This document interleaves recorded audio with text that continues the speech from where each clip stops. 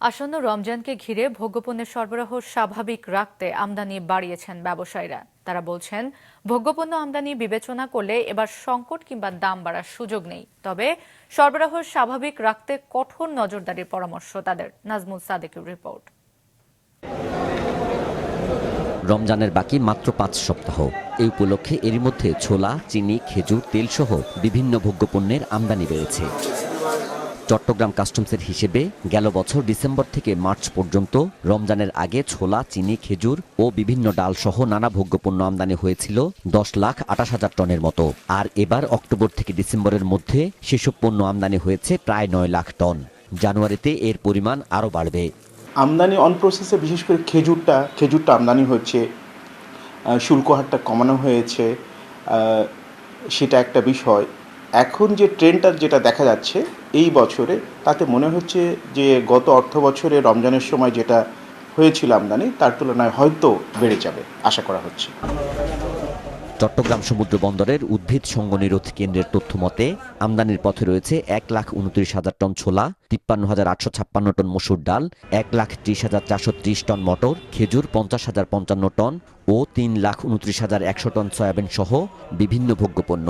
ছোলা, খেজুর, তারপরে মটর, সয়াবিন, সরিষা, যেসব জিনিস আমাদের রমজান মাসে প্রয়োজন, সেগুলি আমদানি কিন্তু একটু এখন বৃদ্ধি পেয়েছে, অর্থাৎ তুলনামূলকভাবে বৃদ্ধি পেয়েছে। এই বছর 85,000 টন অলরেডি আমাদের ছোলা চলে আসছে।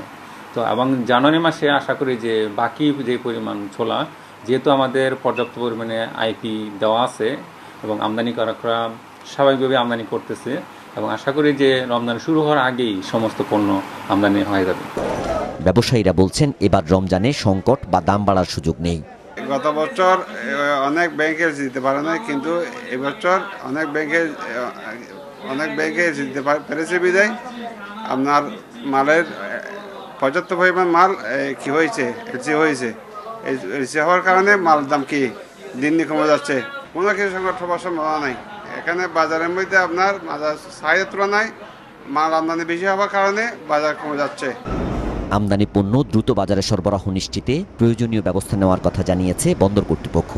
রমজানকে সামনে রেখে যে মালামালগুলো বেশি আসে, বিশেষ করে ধরেন ছোলা, চাল, ডাল, গম, চিনি, এগুলোকে আমরা প্রায়োরিটি ভিত্তিতে হ্যান্ডেল করে যাচ্ছি, যাতে কোনো রকম কোনো জাহাজ আইডেলিং করতে না হয়। বার্জগুলো যেন ঠিক সময়ে যায়, লাইটারগুলো যেন ঠিক সময়ে যায় এবং ঠিক সময়ে যেন আনলোডিং শুরু হয়। সাধারণত দেখা যায় অনেকগুলা ছোটোখাটো বার্জ যেগুলো দিনের পর দিন দাঁড়িয়ে থাকে।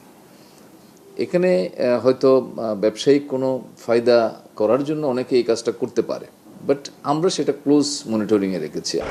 রমজানে ভোগ্যপণ্য মূল্য নিয়ন্ত্রণে এখন থেকেই কঠোর নজরদারির পরামর্শ বাজার সংশ্লিষ্টদের। নাজমুল সাদেকি, মাছরাঙা সংবাদ, চট্টগ্রাম।